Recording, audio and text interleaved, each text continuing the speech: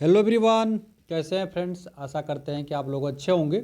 तो रैंक गुरुजी का एक डाटा है और इसमें आप देख सकते हैं कि 91,000 लड़कों का आ गया है डाटा। इसमें आपको ये पता चल जाएगा आज की वीडियो में कि आपके जोन में कितने ऐसे स्टूडेंट हैं जिनका स्कोर आपसे अधिक है और कितने ऐसे स्टूडेंट हैं जिनका स्कोर आपसे कम है, और एवरेज स्टूडेंटों को कितना स्कोर है वो सब चीज़ आपको देखने को मिल जाएगा। जैसे इलाहाबाद का हो गया, हर एक जोन का आपको देखने को मिलेगा। सिकंदराबाद जोन का हो गया, भुवनेश्वर का हो गया, हर एक जोन का आपको देखने को मिलेगा। एक एक वीडियो को हम शुरू करते हैं और एक एक करके हम लोग सारा वीडियो में देख लेंगे कि किस जोन में कितने स्कोर लड़के कर रहे हैं और कितने से अधिक स्कोर कर रहे हैं आपसे और कितने कम कर रहे हैं। ठीक है, तो आइए हम लोग वीडियो को शुरू कर रहे हैं। तो देखिए, सबसे पहले तो अननोन है। यहाँ पे लोग अपना बोर्ड नहीं डाल पाए होंगे, इसीलिए अननोन में आ गया। अब यहाँ से शुरू होते हैं। तो देखिए, सबसे पहले आपको अजमेर जोन दिख रहा होगा।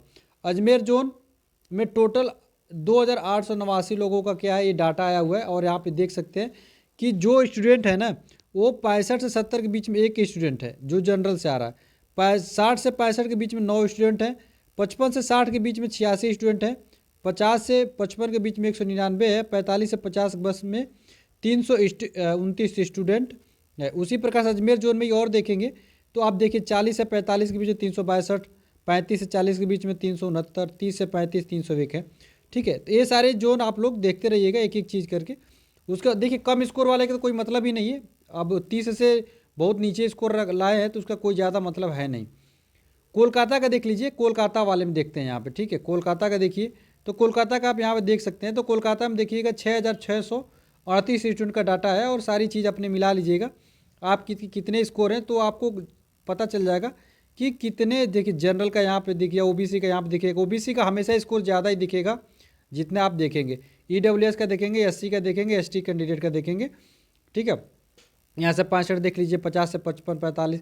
तो जनरली आप देख ही रहेंगे कि 45 और 35 के बीच में सबसे अधिक स्कोर करने वाले लड़के हैं। ठीक है, अब उसके बाद से ये बिलासपुर देखिए। बिलासपुर का तो आपने देख लिया होगा, फिर भी आप लोग अभी नहीं देखे हो तो सारा डाटा आप लोग देख लीजिएगा कितना है बिलासपुर का है। ठीक है, एक एक करके आप लोग देख लीजिए। अब इलाहाबाद का देखिए, इलाहाबाद का सबसे इंपॉर्टेंट है। तो इलाहाबाद का यदि देखेंगे तो इलाहाबाद में 60 से 65 से 70 के बीच में 3 स्टूडेंट हैं। 60 से 65 के बीच में 42 हैं। 55 से 60 के बीच में 174 है। 50 से 55 के बीच में 430 है। 45 से 50 के बीच में 638 है। और 40 से 45 के बीच में 649 है। 35 से 40 के बीच में 585 स्टूडेंट है।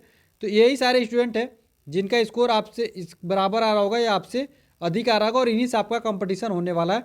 बाकी आपसे अगर नीचे देखेंगे तो यहाँ पे तो आप देखेंगे 20-25 वाले, इधर का कोई मतलब ही नहीं है। तो ये तो एवरेज स्कोर आप घटा ही देंगे। ठीक है, अब भोपाल का देख लीजिए।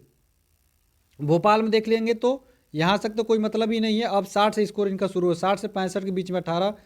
सारा डाटा आप लोग देख लीजिए, मिला लीजिए के करके, क्योंकि अगर ऐसे करेंगे तो वीडियो बहुत लंबी हो जाएगी। सारा डाटा तो आपको दिख ही रहा होगा, देखते जाइए। सिकंदराबाद का भी एक बार आप लोग डाटा देख लीजिए।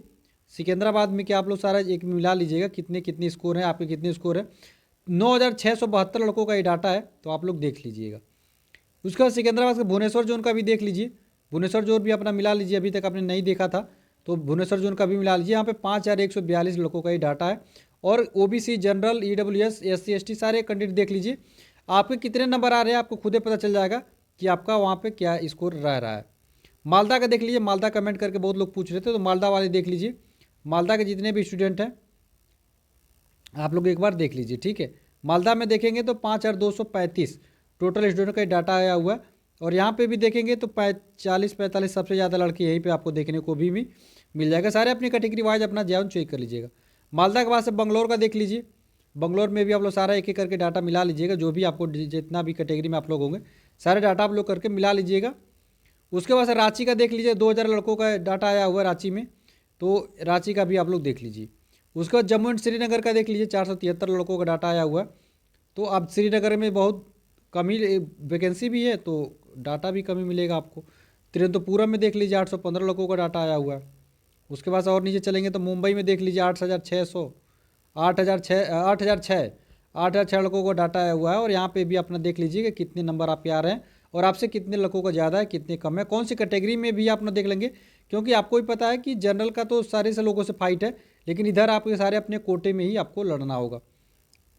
उसके बाद से अहमदाबाद का देख लीजिए। 4,384 लड़कों का ये डाटा है।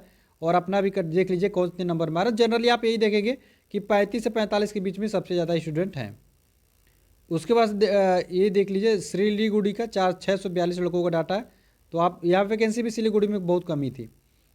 चेन्नई का देख लीजिए, चेन्नई में तो 3000, चेन्नई का देखेंगे तो 3095 स्टूडेंट का डाटा है हुआ। और EWS में तो सबका सिलेक्शन हो ही रहा, जितने चेन्नई में है अगर आप केवल कट ऑफ मार्क को पार कर जाएंगे तो सबका वहाँ पे सिलेक्शन चेन्नई में हो ही जाएगा, कोई दिक्कत नहीं है। गुवाहाटी का देख लीजिए, गुवाहाटी में भी वही हाल है, यहाँ पे भी बहुत ज़्यादा कट ऑफ नहीं जाने वाली है। उसके बाद से मुजफ्फरपुर का देख लीजिए, मुजफ्फरपुर बहुत कम वैकेंसी है। चंडीगढ़ में 683 स्टूडेंट का डाटा देख लीजिए। गोरखपुर का देख लीजिए, गोरखपुर 770 लोगों का डाटा ये आया है। तो गोरखपुर में 770 लोगों का ये डाटा है, आप लोग मिला लीजिएगा आप कितने रैंक में आ रहे हैं, सारा अपना डाटा आप लोग मिला लीजिए। उसके बाद से देखिए यहाँ पे आएंगे तो पटना का देख लीजिए 471 लोगों का डाटा आया है। तो इस प्रकार देखेंगे सारे जोन का मैंने एक एक करके डाटा आपको दिखा दिया। तो आपके कितने स्कोर आ रहे हैं कमेंट करके जरूर बताइएगा। और देखिए मैं बार बार बोलता हूँ कि कट ऑफ जो है बहुत ज़्यादा नहीं जाने वाली है, आप लोग करिएगा क्या, क्योंकि देखिए ये टोटल रैंक गुरुजी में वही लोग डालते हैं जो थोड़ा सा एक्टिव रहते हैं, जिनके स्कोर अच्छे भी आते हैं, नहीं तो सब लोगों को पता नहीं रहता है रैंक गुरुजी के बारे में। अगर आपने अभी तक चेक नहीं किया तो जाकर अपना चेक कर लीजिएगा। तो यदि जनरल कैटेगरी में हो ना भाई, तो जनरल कैटेगरी में अगर 35 के आसपास आ रहा है ना, 35 के ऊपर, तो आपको कोई दिक्कत होने वाली नहीं है, ठीक है।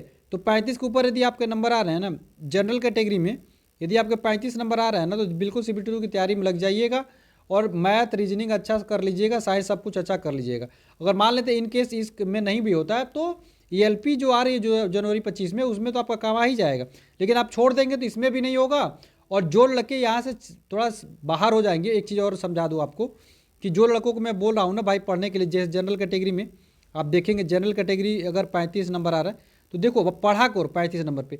जनरली होगा क्या कि आप अभी तो पढ़ोगे नहीं मैथ रीजनिंग, फिर अच्छा नहीं कर पाओगे और जोड़ लग के यहाँ पे देखो फाइनल में यहाँ पे 18,799 लड़के का ही सिलेक्शन होगा। तो यहाँ से जो लड़के फाइनल से छटेगा उसका तो स्कोर बहुत अच्छा हो गया, वो CBT2 की अच्छे से तैयारी कर लिया रहेगा, सब कुछ उसका अच्छा रहेगा, तो फिर उसी का सिलेक्शन हो जाएगा।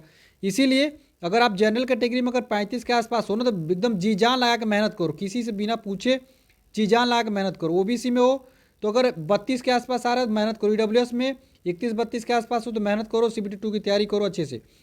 SC में हो तो SC वाले भी भाई अगर 30 के आसपास आ रहे तो लग जाओ CBT2 की तैयारी में।